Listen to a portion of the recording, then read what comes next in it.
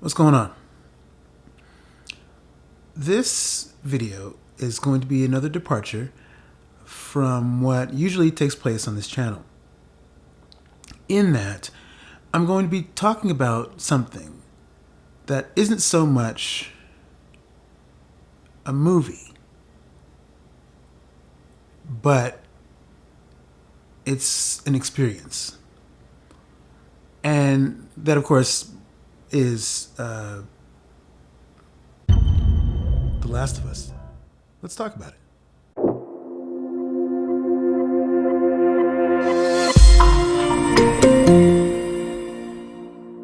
Now, to be clear, I'm speaking specifically about The Last of Us, the video game. I just finished the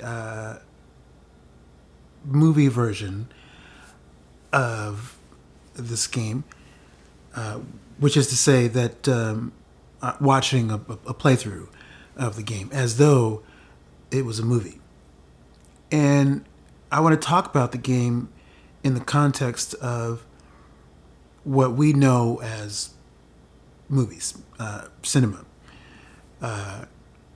There's a lot of talk about. So this is going to be less a review and more a conversation about a few things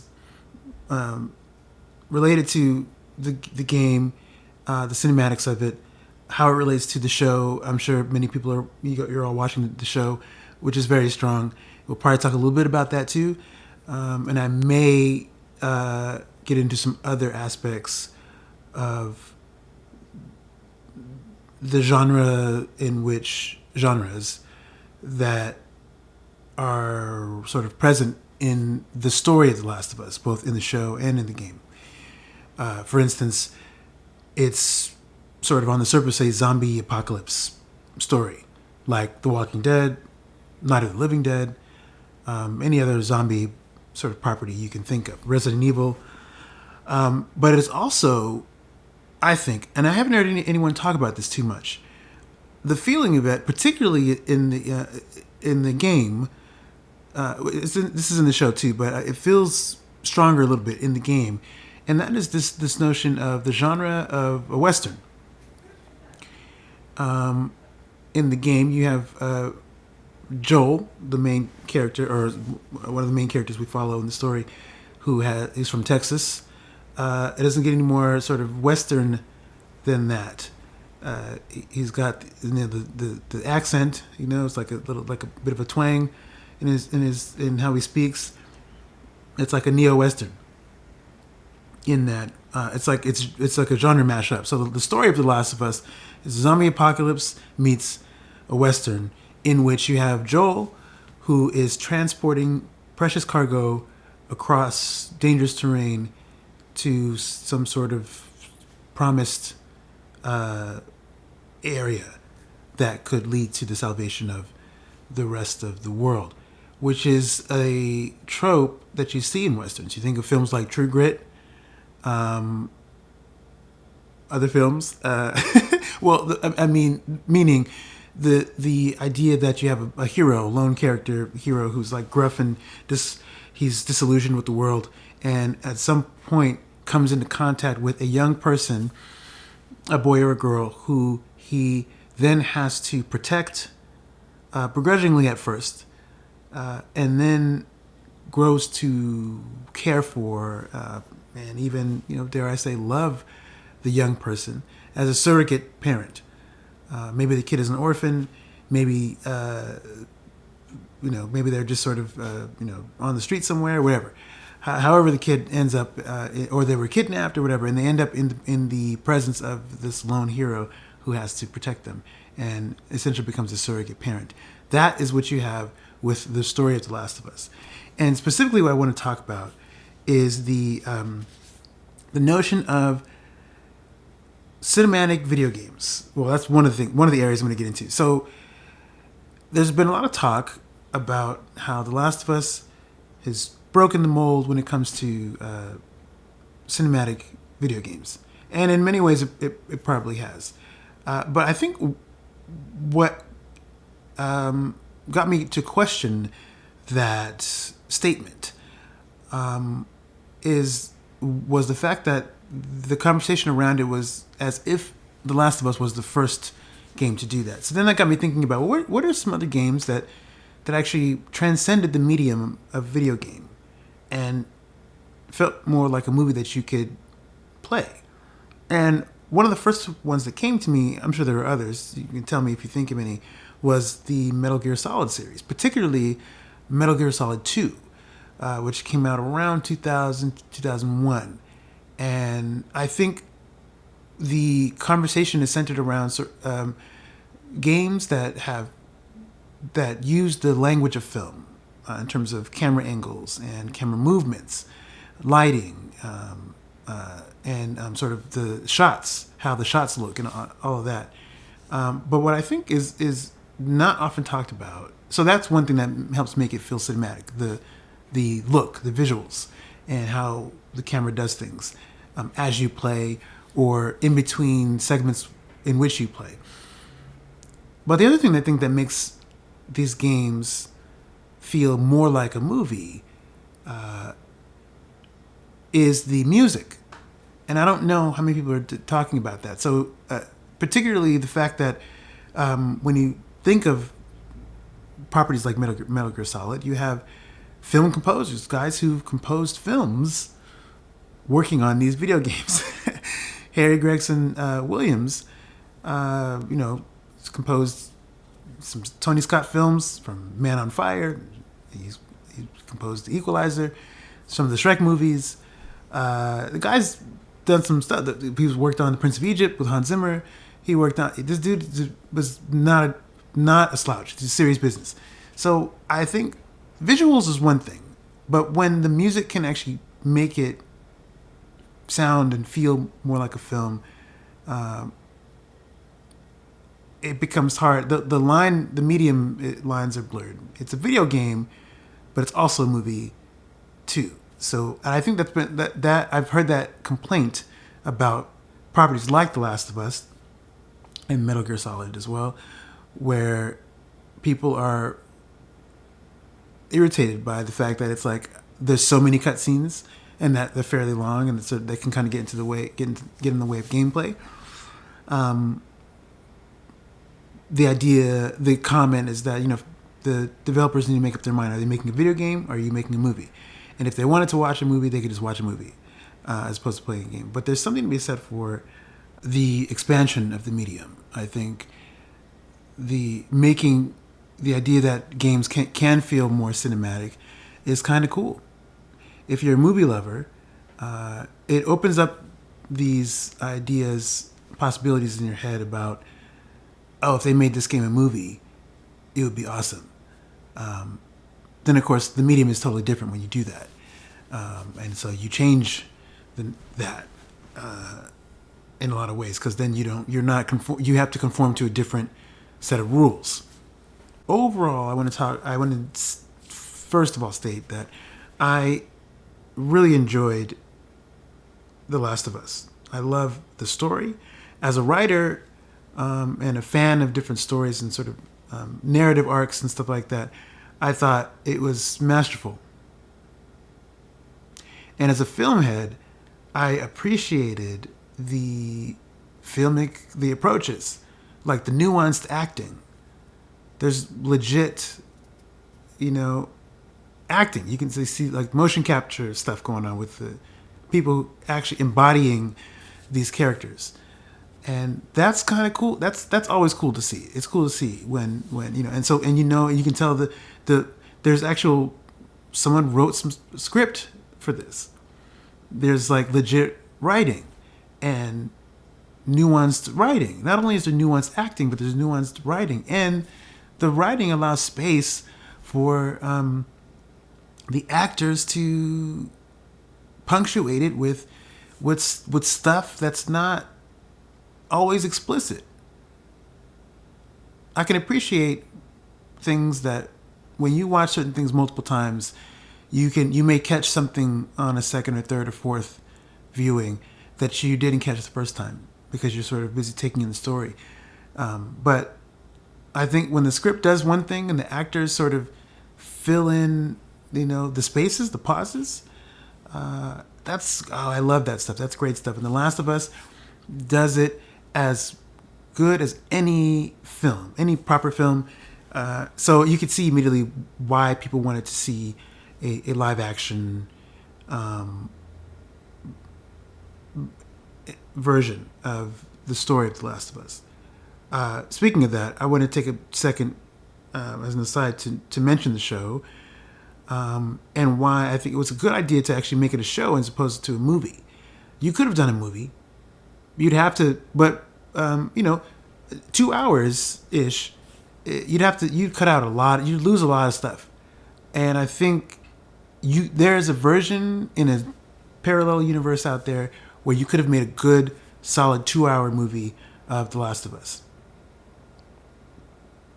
But I think that making it a miniseries, like we have HBO has or a show, a series that HBO has gifted the world with, you get to explore the different facets of the world and the story, which the game does. There's a certain number of hours in the game that allows you to explore different areas, meet new characters, play different scenarios and stuff. And the show being sort of episodic allows room for that, and in some ways expands on what the game gives us. And in some ways, I found actually it speeds through certain things that the game gives us. And I think so. There's pros and cons to each version.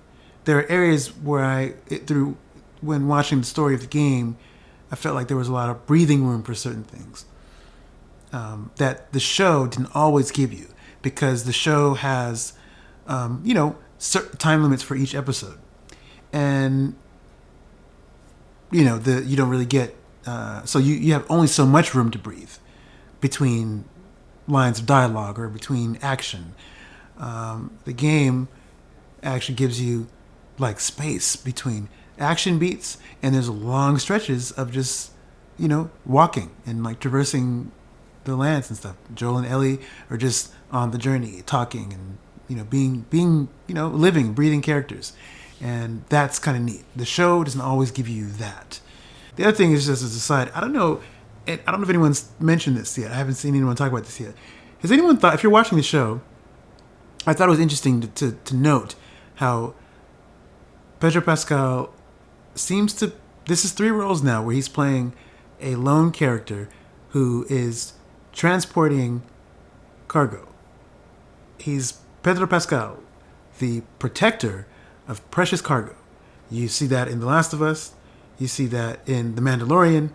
And if you've seen a film called Prospect from 2018, he's doing that in that film too. Which, by the way, separately, I have to just note, Prospect is, if you don't know, it's based on a short film from the same name called Prospect, two filmmakers, and that's an amazing short film. If you haven't seen Prospect, I highly recommend that short film. Just look up Prospect, 2014, I think, 2015. I can't roughly the year it came out. That's a fantastic short. In fact, I plan on watching it, and again, I go back to it every so often to watch it and review it. I will watch that and review it and talk about it because that's amazing. But Prospect 2018, the Pedro Pascal version, he's a lone character who is protecting a young person. And that also has Western sort of elements in it. And I think that's interesting. And there's something to be said for that trope, where you have the character, the hero person, the adult protecting the young kid. There's something immediately endearing about that, because the gruff character, whether he's a hero or anti-villain. You don't see this too often with female heroes. It's mostly male characters that come into care of young people. But it's instantly endearing, because at some point that person is going to has a soft spot for this kid, and it will grow to care about them as the story progresses. You see that in things like Logan. That's another film that's a clear neo-western. That's a western all the way. The whole story is sort of, which is another fantastic film I need to watch again and talk about on this channel. I love Logan. That's an amazing film. Hugh Jackman did some fantastic work in that film. But that film was another one, was where, you had Wolverine on the go, and he comes into care of this young woman who he then he's not really with that at first, and then he grows to care about this young person. And The Last of Us is the latest in that, at least the show is the latest in the long line of stories that have that as a theme or a trope going on. But yeah, the story of The Last of Us is fantastic. Immediately cinematic. You can see why it lends itself to a live action iteration, and I can appreciate. I like the show. I'm not too worried about. I don't have a problem with the cast. I think there are people who have major problems with the casting, but I think that's their sort of stuff is whatever. As long as the property is staying true to the source material spiritually, which I think the show does, I don't see the problem. So, yeah. But anyway, going back to the game, if you haven't played the game, probably should play the game. I think even though I've experienced the game sort of as a viewer, I do think I might have to play the game. Also, I think I want to play through it to sort of get the visceral, feel it in my sinews, in the way that a player does. So there's this interesting idea when you're sort of watching something or experiencing something. I can speak for myself when I'm watching films, I feel like I am in the experience with the main character. You sort of put yourself in the shoes of the main character or characters, and in that way, it's but you're watching stuff happen and you're feeling things as they happen. When you play a game, because you're actively doing things too, it's like watching a movie. There's a slight level of that's more. It's just another level that deeper, because you are actually in the driver's seat. You're controlling things, and so you are.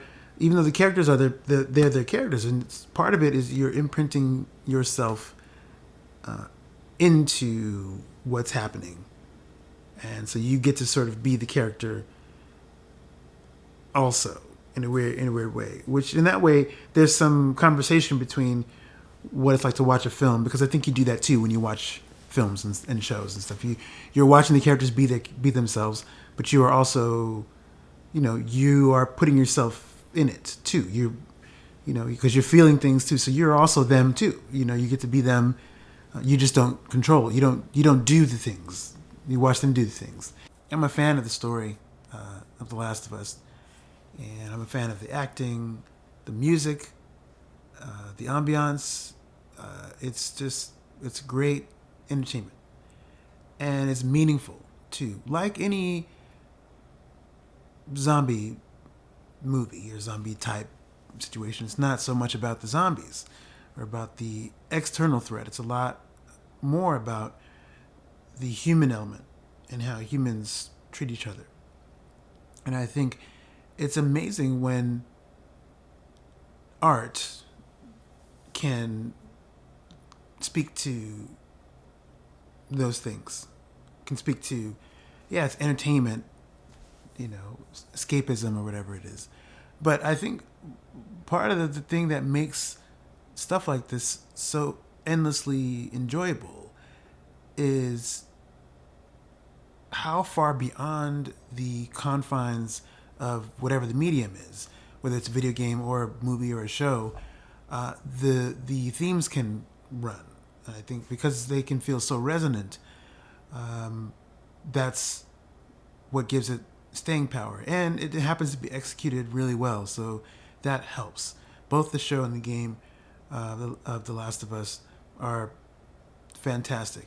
It's hard to hate.